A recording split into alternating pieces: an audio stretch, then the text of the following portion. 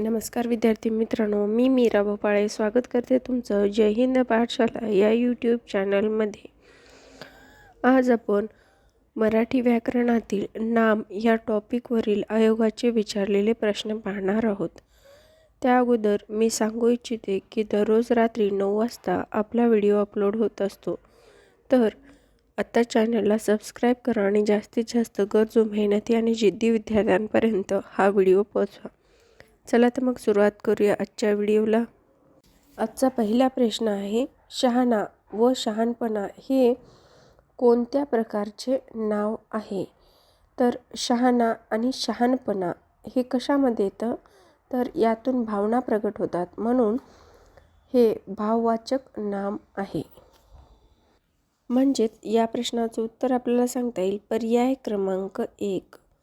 यानंतर प्रश्न क्रमांक 2, पुढील वाक्य वाचा। अ आहे, आंधळ्याला आरशाचा काय उपयोग? ब आहे, लबाडाचं आमंत्रण जेवल्यावरच खरं। या दोन्ही वाक्यातील नामाचा प्रकार कोणता आहे? तर या दोन्ही वाक्यातील नाम हे साधित नाम, म्हणजे एका विशेषणाने त्याचा अर्थ पूर्ण होत नाही असं विशेषण साधित नाम आहेत। त्यामुळं या प्रश्नाचं उत्तर आपल्याला सांगता येईल पर्याय क्रमांक 1। आता विशेषण साधित नाम नेमकं काय असतं? म्हणजे हे आंधळा आहे, तर हे विशेषण आहे। आंधळा, लबाड हे विशेषण आहे, जसं की आंधळा माणूस, लबाड मुलगा हे काय झाले? विशेषण झाले। पण इथे ते विशेषण म्हणून कार्य करायलेत का? नाही, कारण इथे ते नामाचं कार्य करायलेत। पण कसं? ते विशेषणा थ्रू नामाचं कार्य करायलेत, म्हणूनच या वाक्यामध्ये विशेषण साधित नाम हे आंधळा आणि लबाड झालेली आहेत।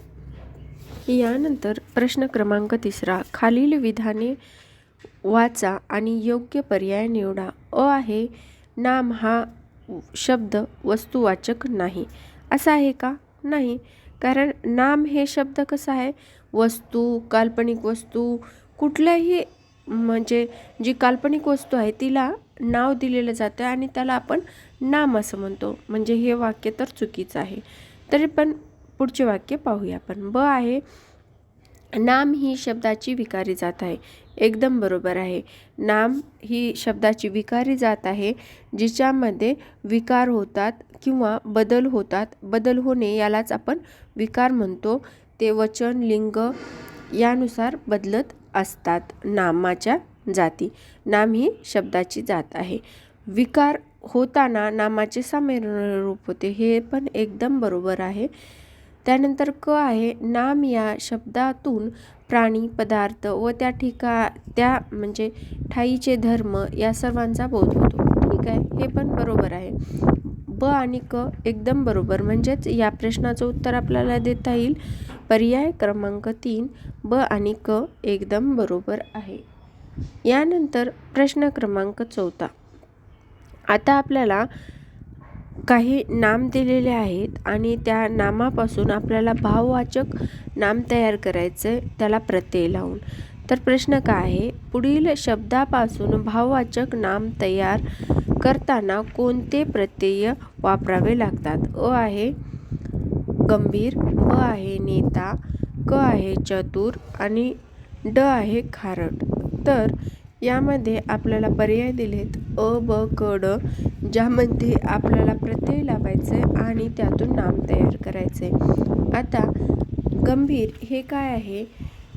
एक नाम आपल्याला सांगता येईल किंवा आपल्याला त्यातून विशेषण आहे असंही म्हणता येईल। गंभीरला य प्रत्यय लागला की गांभीर्य हे भाववाचक नाम तयार होतं। त्यानंतर नेता, नेत्याला त्व हा प्रत्यय लागला की नेतृत्व हे भाववाचक नाम होतं।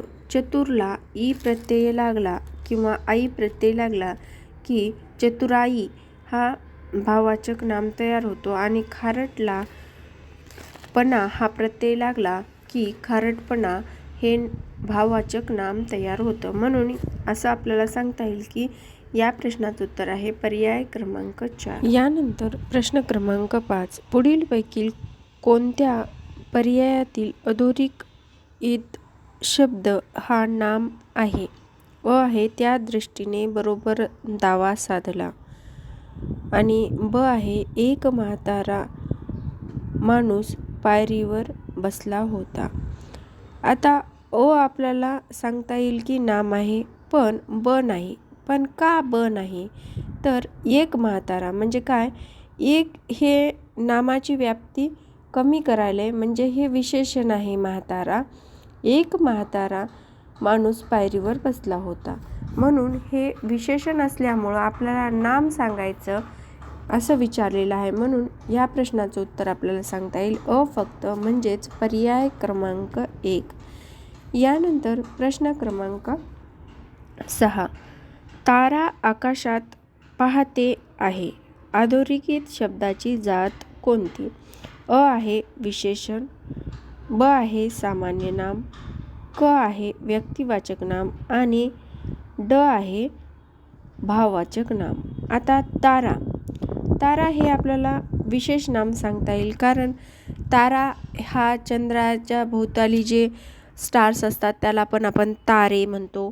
त्याचबरोबर तारा एका व्यक्तीचं सुद्धा नाव असू शकतं. पण या वाक्याच्या दृष्टीने पाहायचं झालं तर तारा एका मुलीचं नाव आहे आणि ती आकाशात पाहते आहे. म्हणजे नामाची व्याप्ती सरळ तारा म्हटल्यामुळं मर्यादित व्हायली, त्यामुळं हे विशेषण नाम आहे.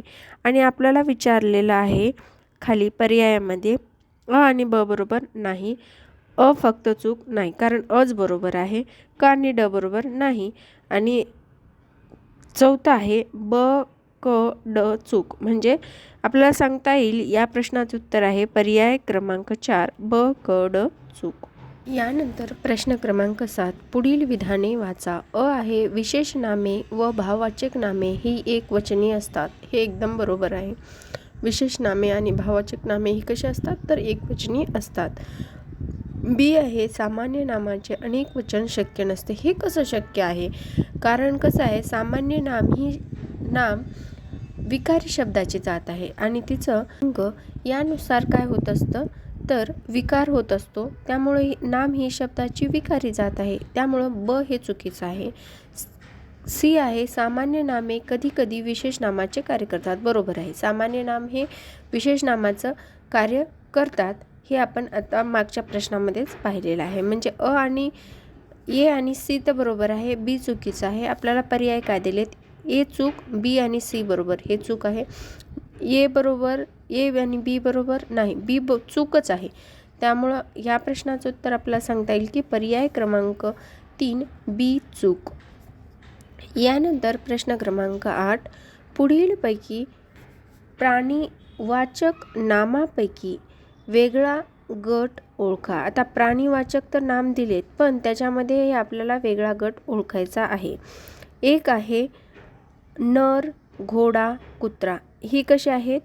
पुरुषवाचक नाम आहेत किंवा पुल्लिंगी नाम आहेत. त्यानंतर दुसरं आहे मादी, लांडोर, कालवड. ही कशी आहे? स्त्रीलिंगी नाम आहेत. त्यामुळं हा पण नाम बरोबर आहे, नामाचा गट, आणि हा पण नामाचा गट बरोबर आहे. त्यानंतर तिसरं आहे बालक, अपत्य, वासरू. ही काय आहे? नपुंसकलिंगी नामे आहेत. म्हणजे पुल्लिंगी, स्त्रीलिंगी आणि नपुंसकलिंगी हे तिन्ही लिंग आपल्याला वेगवेगळ्या गटामध्ये दिलेले आहेत.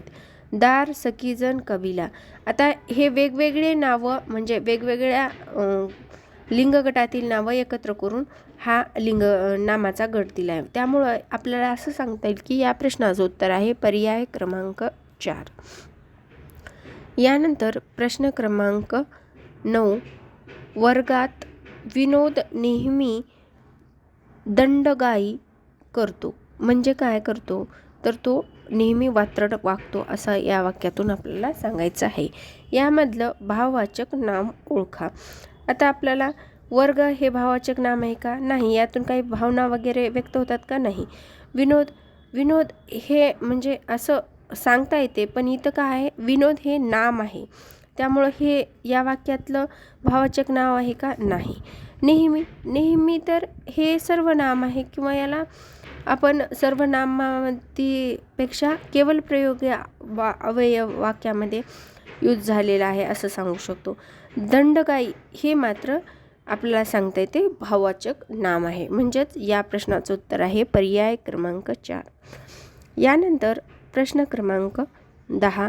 एकाच जातीच्या पदार्थातील सामान्य गुणधर्मामुळे त्या वस्तूला सर्वनाम नाव दिले जाते त्याला काय म्हणतात. आता आपल्याला काय एक व्याख्या विचारलेली आहे आणि ही स्पष्ट सामान्य नामाची व्याख्या आहे.